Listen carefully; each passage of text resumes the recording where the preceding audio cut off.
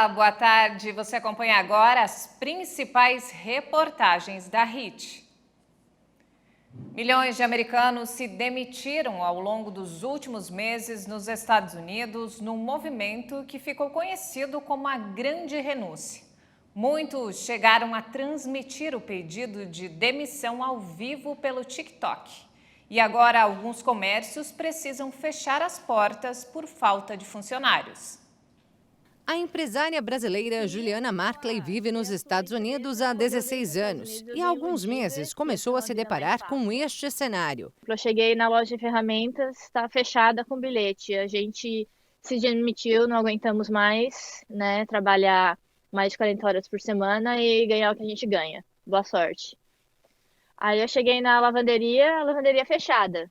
Certeza que alguém estava doente e não tinha ninguém para cobrir.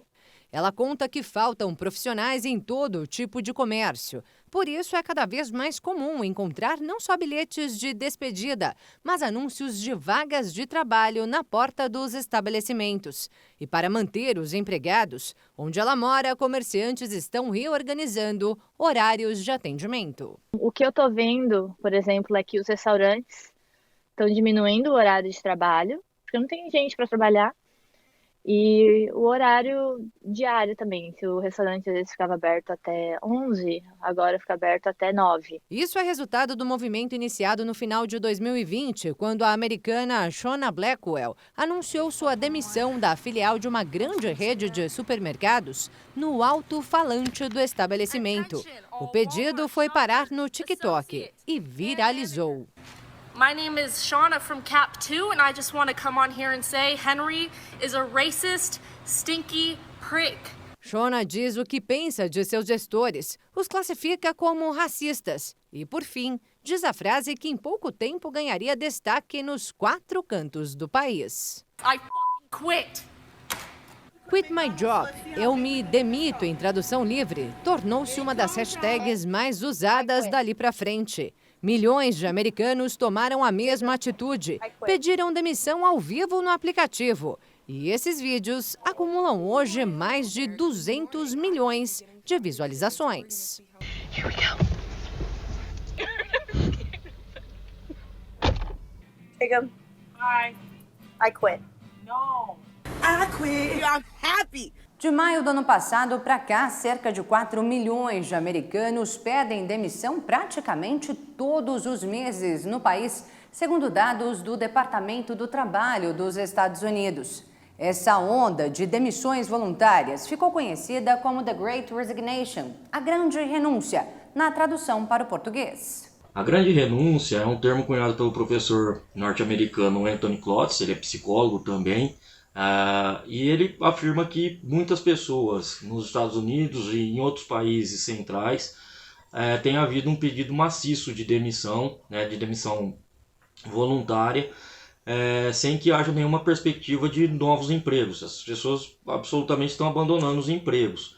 Salários maiores, melhores condições de trabalho e qualidade de vida. Depois da chegada da Covid-19, os trabalhadores estariam priorizando a saúde mental. E os efeitos da pandemia seriam a explicação dos pedidos voluntários de demissão não só dos americanos, mas de cidadãos de outras nações desenvolvidas.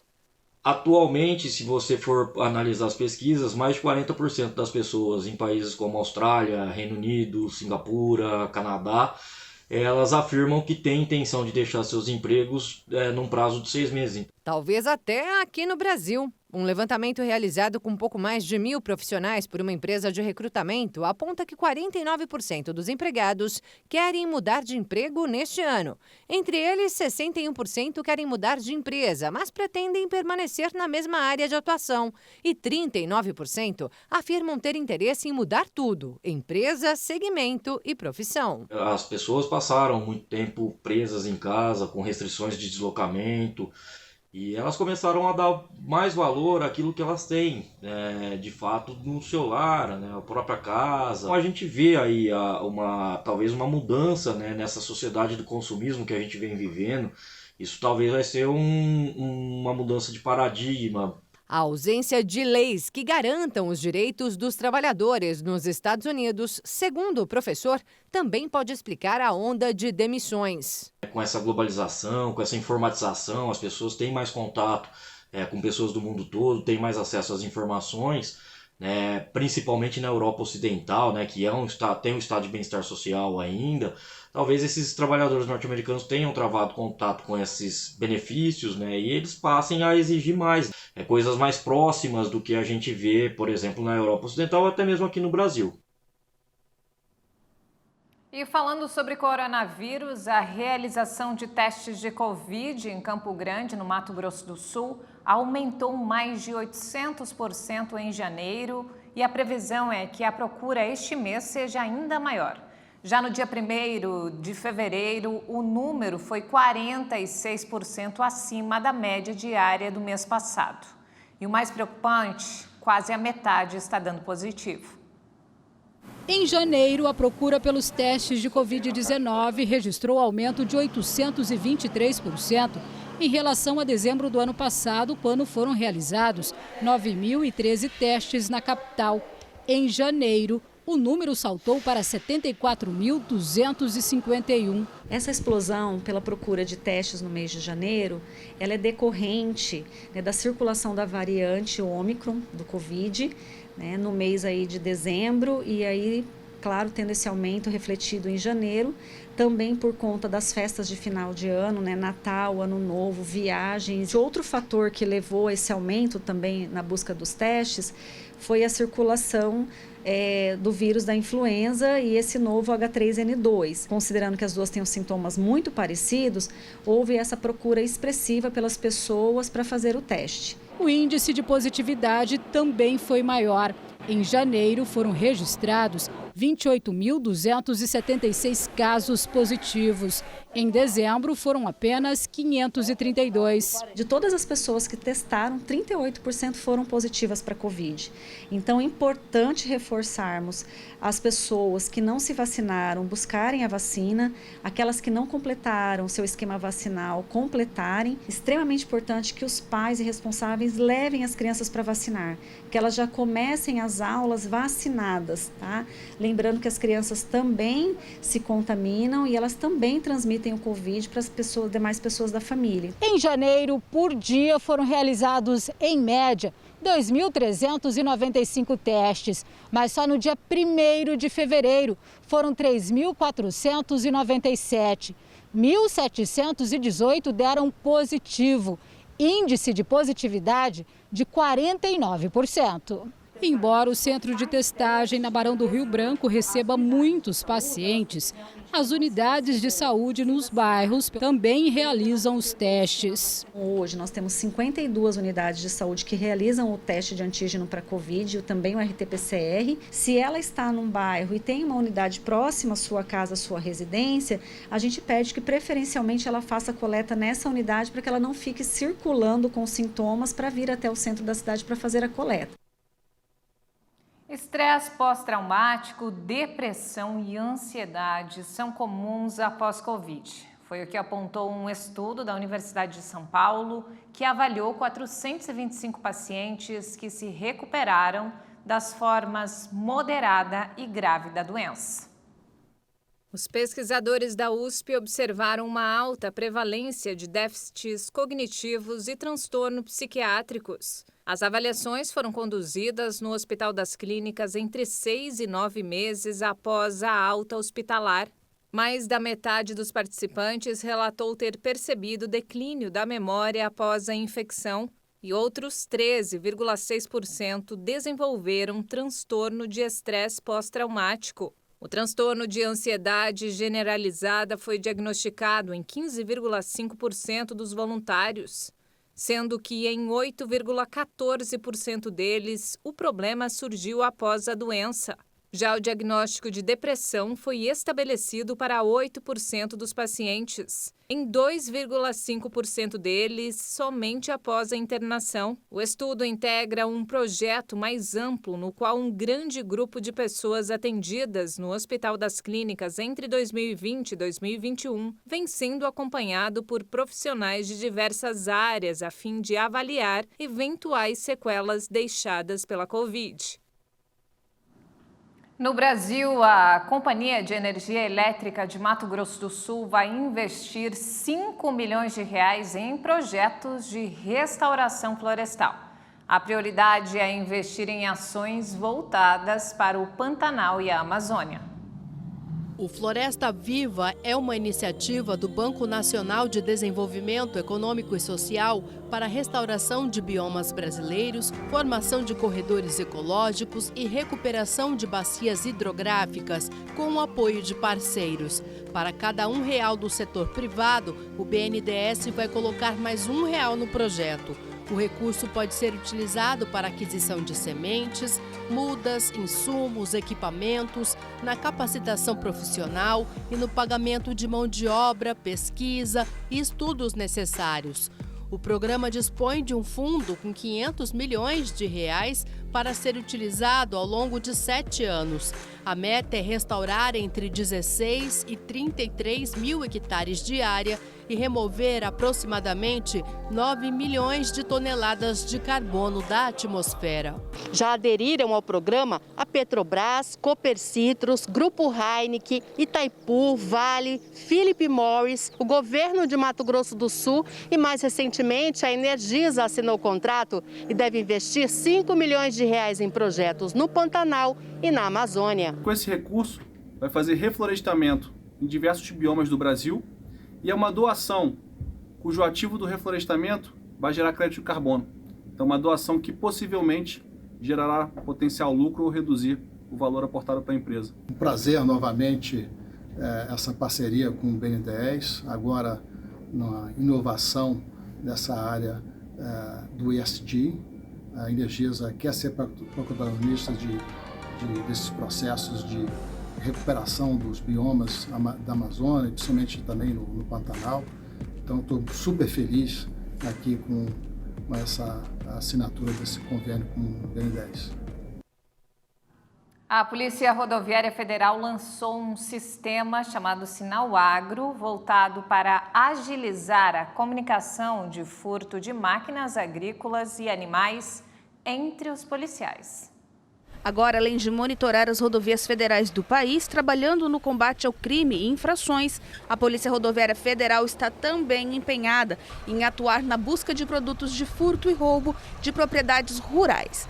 A partir daí foi então desenvolvido o sistema Sinal Agro. A PRF ela desenvolveu um sistema para o produtor rural informar, um roubo, furto do seu equipamento agrícola ou outra coisa de fazenda, como por exemplo o próprio gado, própria cabeça de gado, de uma forma mais rápida, Então, para você não depender do boletim de ocorrência, que às vezes até você deslocar, chegar na delegacia, a gente perde essa hora de ouro, que é os primeiros momentos do assalto para você tentar recuperar. Para acessar o sistema é bem simples. Basta digitar no buscador do celular ou do computador por Sinal Agro. Aí é só seguir as informações pedidas. Ali tem um formulário, para preenchimento. O próprio formulário vai pedir a cor, o ano, o tipo de equipamento que é. Imediatamente, quando você lançar, já vai sair nos celulares dos policiais com alcance no todo o Brasil. A finalidade deste sistema é comunicar com agilidade o furto de animais, maquinários agrícolas, defensivos também. Uma ajuda a mais para o produtor rural. Olha, o que a gente quer é que o produtor rural, ele tenha sossego para fazer a sua atividade produtiva, gerar negócios, não tomar prejuízo, com eventual furto de máquina e tornar nosso estado mais competitivo, mais produtivo, afastando pessoas criminosas, pessoas mal intencionadas que querem causar prejuízo para ele. Tércio ainda afirma que o registro no sistema não substitui o registro de um boletim de ocorrência. Você está dando uma informação prévia para a Polícia Rodoviária Federal, mas esse lançamento ele não vai dispensar a necessidade de você ir até a Delegacia de Polícia Civil E ali sim, né, você vai assinar um documento, né, dizendo que foi furtado e tal. Vai ter um comprometimento legal, um pouquinho maior, né, do que lançar no sistema da PRF. E olha só que bacana, o Ministério Mulheres que Vencem da Igreja Internacional da Graça de Deus esteve em Franco da Rocha no último fim de semana para levar doações para as famílias atingidas pelas chuvas. O município foi um dos mais afetados no estado de São Paulo. De porta em porta. Assim, cestas básicas com alimentos, itens de higiene e roupas foram entregues a famílias atingidas pelas chuvas em Franco da Rocha.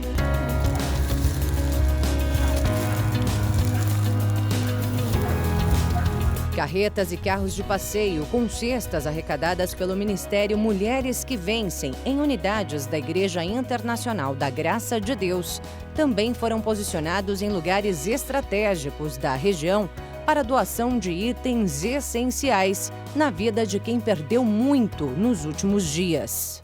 Nossa. Meu Deus! Meu Deus, eu vou das casas. Ai, meu Deus! O município foi devastado por fortes tempestades. Em 30 de janeiro, um deslizamento de terra no Parque Paulista deixou 18 mortos. Segundo a prefeitura, 180 imóveis foram interditados. Muitas famílias estão desabrigadas ou desalojadas.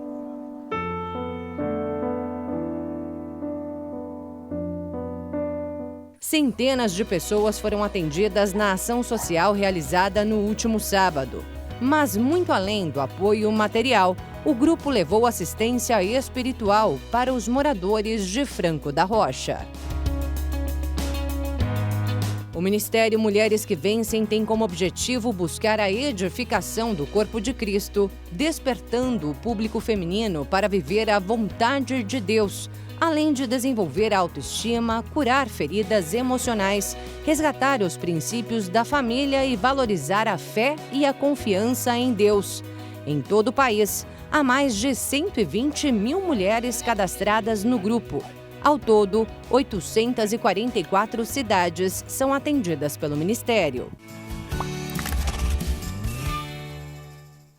Na TV, o programa Mulheres que Vencem, apresentado pela diretora estadual do Ministério, a pastora Thaís Benevente, é exibido aos sábados, às 10h20 da manhã, na RIT. Existe uma palavra no capítulo de número 2, versículo 4 e 5, presta atenção, ela diz assim: a minha palavra e a minha pregação não consistiram em palavras persuasivas de sabedoria humana, mas em demonstração do Espírito e de poder, para que a vossa fé não se apoiasse em sabedoria dos homens, mas no poder de Deus.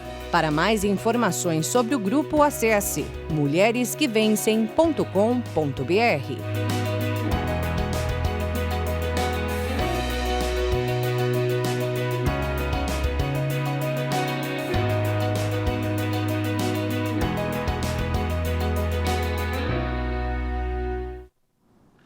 Veja a seguir, pandemia faz notificações de hanseníase caírem mais de 50% em 2021. E ainda, calorão que atinge o estado da Bahia faz moradores e turistas buscarem alternativas para se refrescarem. Eu volto em instantes. Até já!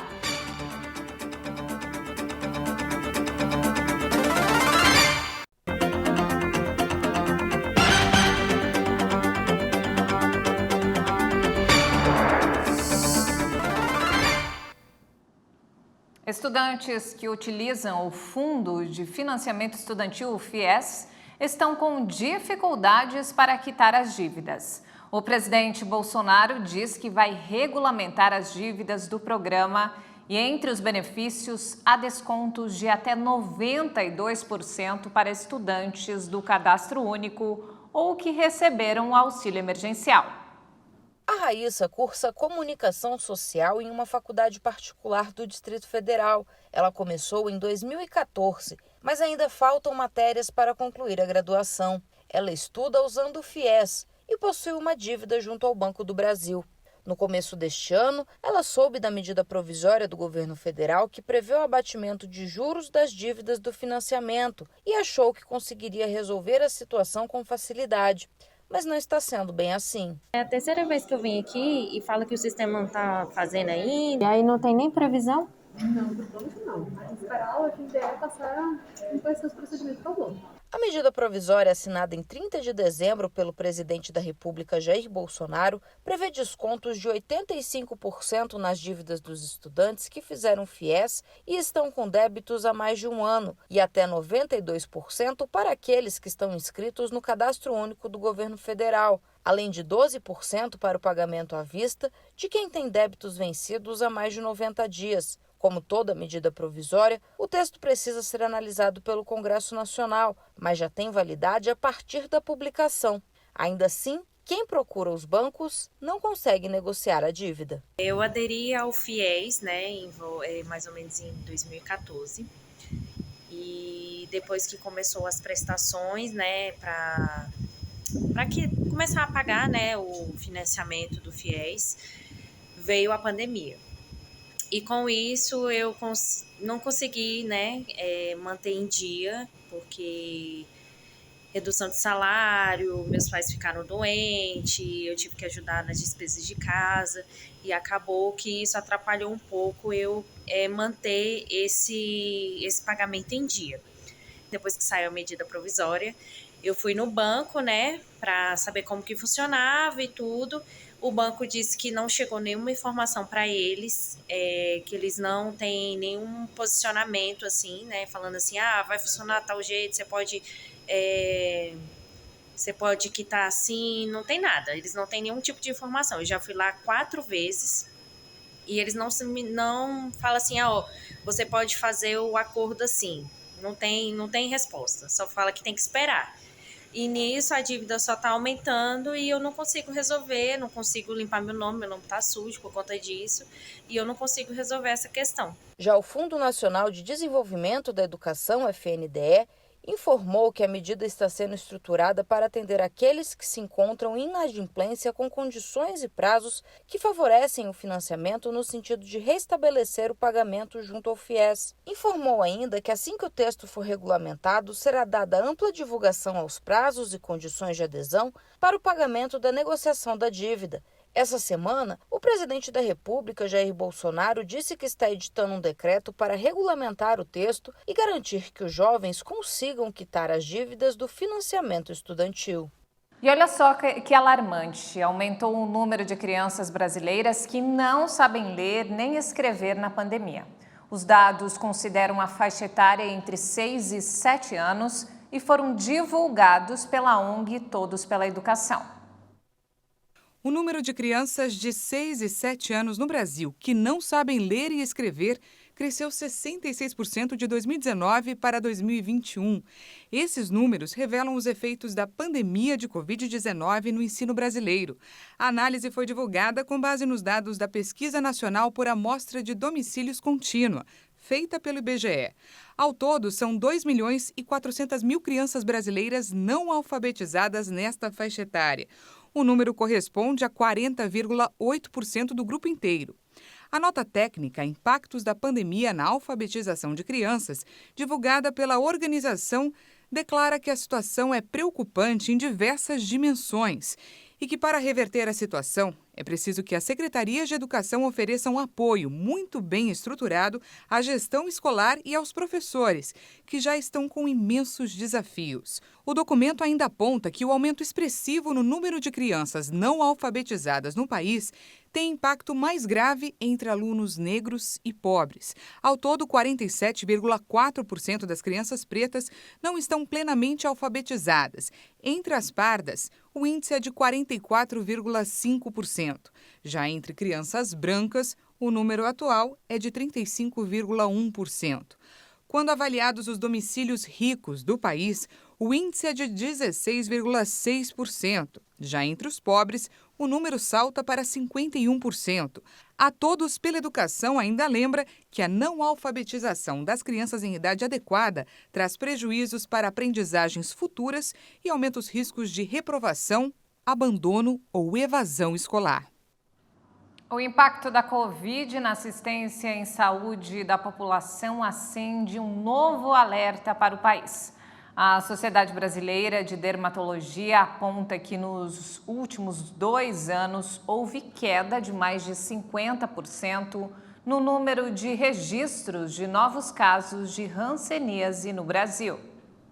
Dados do Ministério da Saúde indicam queda em diagnósticos de hanseníase em todo o país. A dermatologista Camila Tormena, do Hospital São Julião, referência no tratamento da doença, explica essa situação.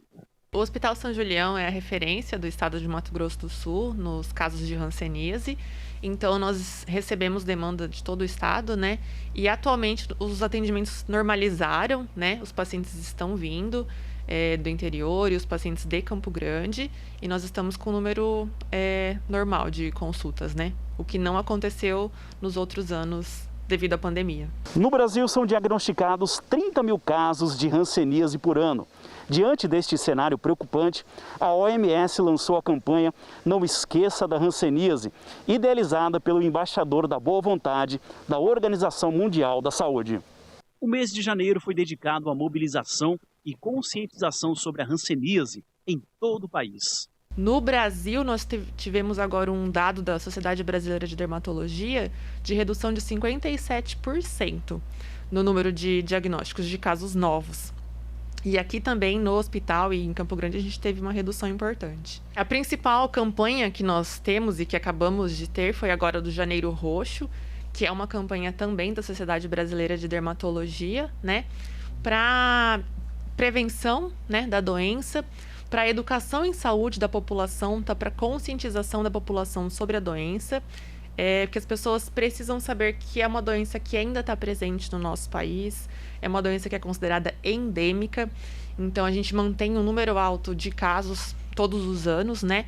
O Brasil é o segundo país com maior número de casos de hanseníase, ele perde só para a Índia. E agora vamos conhecer a história de um empresário e uma psicóloga de Campo Grande, no Mato Grosso do Sul, que desenvolveram um software de realidade virtual que auxilia crianças autistas no processo de desenvolvimento social. Jogos de videogame, realidade virtual, as crianças amam. E por que não juntar a tecnologia para auxiliar no processo de desenvolvimento social de crianças com autismo? Foi o que estes pesquisadores pensaram e, em setembro de 2019, colocaram o projeto no papel. Conseguiram financiamento por meio da Fundect, Fundação de Apoio ao Desenvolvimento do Ensino, Ciência e Tecnologia de Mato Grosso do Sul. Eu sou da área de tecnologia, então tenho experiência nessa área de realidade virtual. E é algo que eu gosto muito. E a partir daí, encontrando a Franciele, ela é psicóloga, ela me falou sobre essa questão do autismo também, que a gente poderia utilizar a tecnologia também de realidade virtual para a gente utilizar para melhorar habilidades sociais de pessoas com autismo. Franciele Marques é psicóloga, especialista em saúde, usou o conhecimento e a experiência para pensar num programa para simular um ambiente real. A tecnologia ela é realmente muito inovadora, muito realista, imersiva, né? Então a gente consegue realmente reproduzir situações do dia a dia, que fica muito difícil de, numa situação, a gente fazer esse treinamento da criança, né? Então a gente consegue, na tecnologia, reproduzir essas situações, esses ambientes, né? Para conseguir conduzir a criança para um novo aprendizado, né? Para que ela consiga se desenvolver. O software está na 5ª versão. 3 crianças de 8, 10 e 12 e um jovem de 17 já estão testando. Para nossa surpresa, a reação foi realmente muito agradável. Eles gostam da tecnologia, eles entram e eles já sabem o que tem que fazer ali dentro, eles já exploram aquele ambiente virtual. Então isso foi um ponto muito positivo que tem deixado a gente muito animado com a proposta. Dr. André Varela, do Instituto de Análise do Comportamento Aplicada, parceiro da pesquisa, explica que, na prática, o programa ajuda o autista no reconhecimento de situações e emoções do cotidiano. No nosso software, no nosso programa, a gente está trabalhando com 4 emoções básicas: raiva, tristeza, alegria e medo, certo? Então, ele vai vivenciar situações onde tem pessoas que estão vivendo um contexto onde estão acontecendo essas emoções com elas, e o programa vai ajudar a pessoa com autismo a reconhecer essas emoções e a entender quais os elementos da situação estão provocando essas emoções nas pessoas, para conseguir fazer essa leitura da situação de interação social. Agora o projeto inovador ganha asas e vai para fora do Brasil.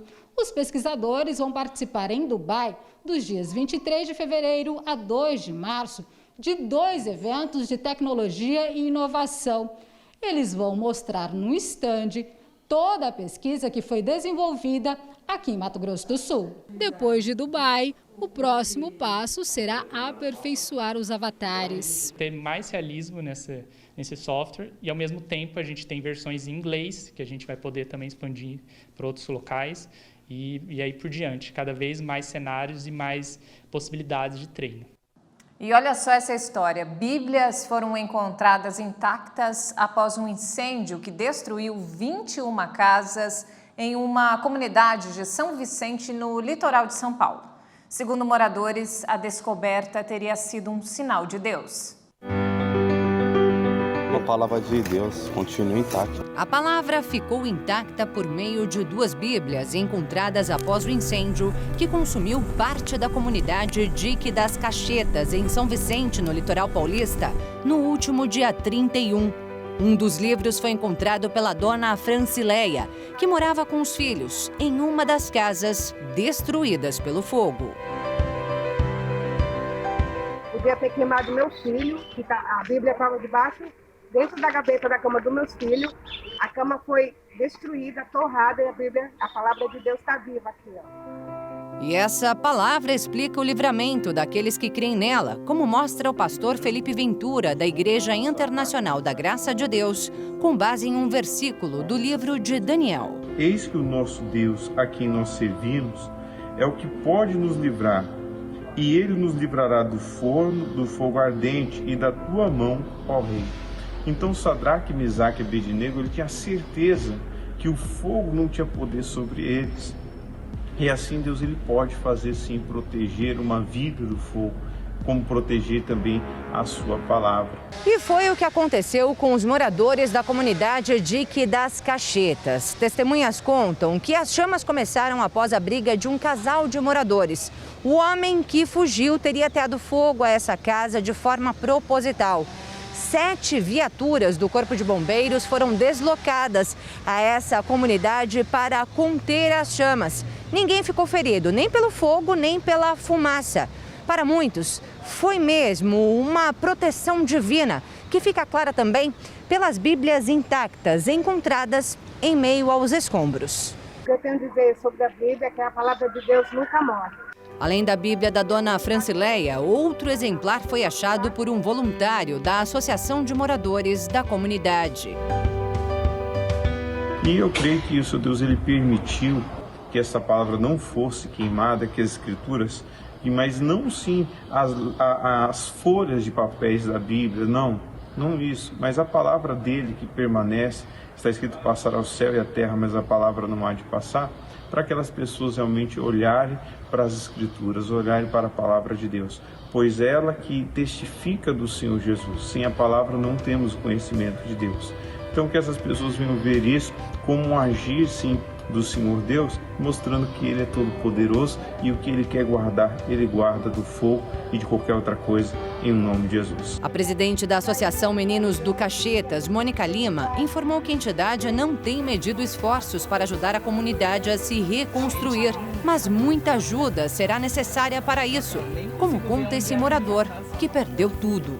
Bloco, cimento, areia, pedra, ferro e telhas, que seja a doação, que o coração de vocês seja tocado e vocês tenham condições de estar nos doando nesse momento. Itens de primeira necessidade, como alimentos, roupas e produtos de higiene e limpeza, foram levados aos moradores da comunidade pelo Fundo Social de Solidariedade de São Vicente no dia do incêndio.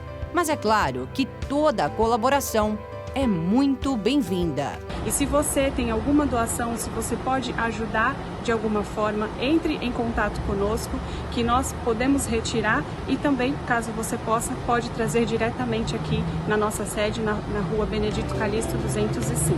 Para mais informações sobre como ajudar, ligue para DDD 13, número 3467 9118.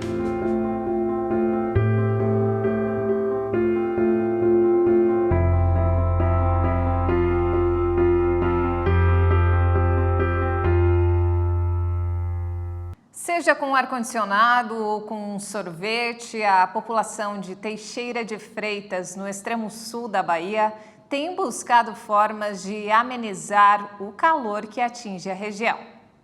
Tomar um sorvete ou beber aquela água de coco têm sido alternativas neste período de calorão para tentar amenizar as altas temperaturas.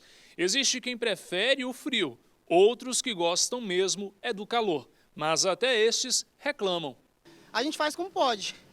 Eu bebo bastante água, mas a gente vai, uma andadinha que a gente dá, a gente já transpira. Aumentou o número de banhos por dia assim, já? Justamente. Não só banhos, às vezes a gente fica no ar, às vezes vai para uma piscina, para uma praia, alguma coisa do tipo para refrescar. Liga o arcozinho adicionado no quarto, né? Que eu mandei colocar. E aí fica bom, né?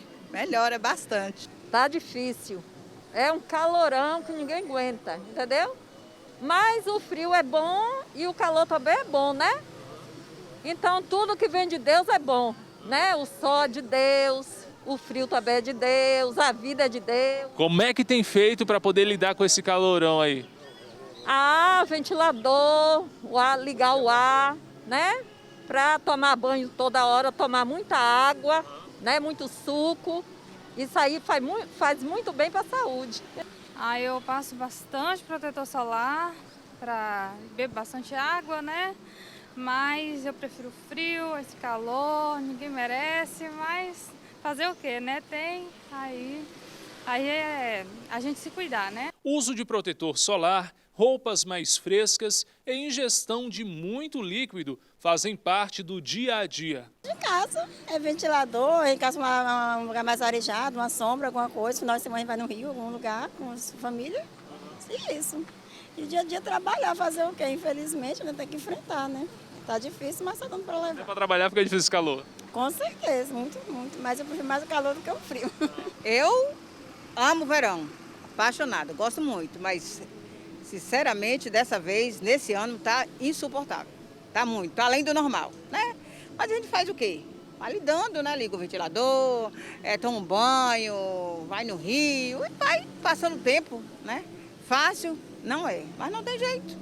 Talvez seja ruim para eles, porém, para o comerciante é uma maravilha. As vendas na barraca de água de coco da Nalva aumentaram. É o certo, né? Tem que se hidratar, né? Porque nosso corpo precisa de água, precisa de líquido. A gente tem que se hidratar. Aumento também no número de clientes na loja da Renata, em busca de ventiladores e ar-condicionados. A venda de ventilador, ar-condicionado aumenta muito. Aqui na loja tem dias que a gente chega a vender de 5 a 6 por dia. Entendeu? Então, assim, a venda aumenta muito. E diz que o mês de fevereiro vai ser o mês mais quente, né? Eu adoro, porque aí eu vendo bastante ventilador e bastante ar-condicionado. Os sorvetes artesanais do Alexandre já são sucesso na cidade. Também 29 anos de atuação. Com o calor acima da média, a procura pelos gelados é ainda maior. Graças a Deus a procura aumentou uns 30% ou mais. Tenho clientes que, se vier no centro e não passar aqui, diz que não vieram no centro. Ou até Teixeira, né? Pessoas da região também frequentam aqui. E essa edição fica por aqui. Mais informações ao longo da nossa programação. E se quiser rever as nossas reportagens, acesse o canal HIT Notícias no YouTube. Um excelente domingo para você e obrigada pela companhia.